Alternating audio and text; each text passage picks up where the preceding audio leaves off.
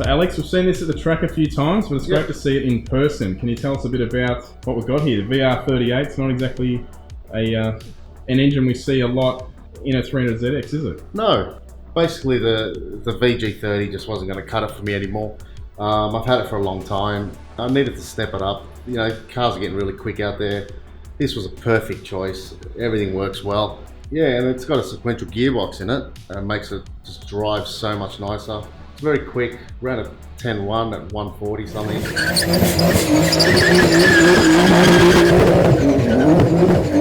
Standard engine, haven't touched it. It's got 1700 injectors on it, E85. That's it. Other than that, it's completely stock. We will build it. Don't know when, so yeah, time will tell.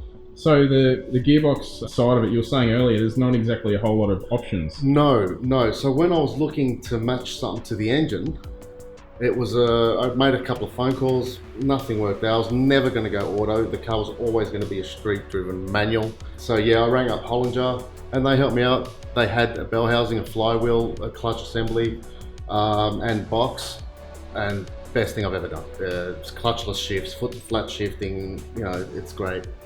And what about the engine? Are there any conversion kits or anything like that? No, actually I had to make everything at home on the floor. So basically the engine mounts were, had no turbos on the car, stripped the motor down as best we can.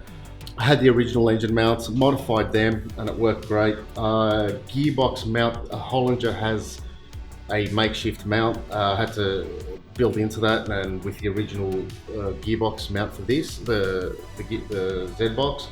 And that all came together, and that worked really good. Very close, but really good. And the rest of it was just basically, exhaust needed to be made and whatnot. The body got exhaust seam welded. Yep. By a guy from work, Stamper Carey. The electrical side of things was done by Bob, High-Tech ECUs, great bloke. He helped me out a lot. And the rest of everything else was basically done by me. So what are you running in it in terms of the loom? Is it a custom loom? Yeah, or? so everything basically needed to be matched up to the Z wiring loom. So it's R35 engine harness. Cyvex also have a patch harness for the R35. That was supposed to be plug and play, and it kind of is, and also kind of isn't. So Bob had to match the two together and make sure, because this also runs data cabling. Yeah. So it was an absolute nightmare for me, but not for Bob. So yeah, he tackled it. And do you still run the original body control for the car, or? Half of it's there. Yeah. I don't know how much is active and how much is not. I don't know if it's in full use at the moment. I am running the dash and the TV.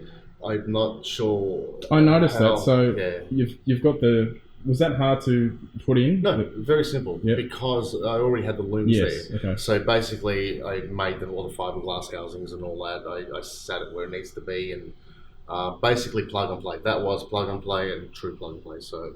And what about the rear end? What have you got going on? At the moment, there's a twin turbo diff in there, the standard diff in there, which is strong as hell. I think they're a 9.2 inch diff. Yeah. Which is very, very strong. That will take it. But I have gone through two of them. I've also, a couple of axles have gone. So we are going to go with the winter's quink change. Yes. Not yet, in time. So just to go back, we're actually at Chequered Tuning today. Yeah. Trent's always tuned your car, or? Yeah, nobody touched the car, just Trent. Yeah, I'm pretty bad like that. But I trust Trent 100%. And he's the only one that's ever really done any kind of tuning at all, period. So this is still factory turbos? Yeah, the whole engine is 100% stock. The only mod is the injectors and E85, that's it. Yeah, and at present it's making, it's just put out around horsepower-wise, I think that's around 650 horsepower. Just under 700. It made 510 kilowatts. Okay. Today it made 508.